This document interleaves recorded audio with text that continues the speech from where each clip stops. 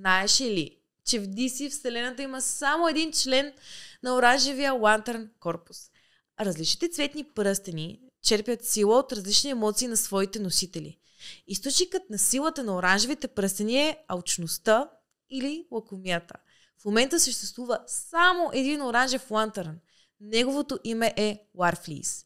И той е толкова алчен, че отказва да сподели силата си с когото и да е било.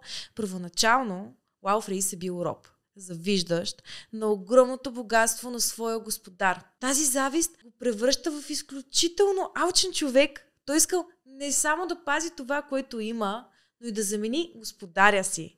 Алчността му се засилва още повече, когато получава оранжевият пръстен, който има способността да променя личността на носителя си, като го прави още по-алчен.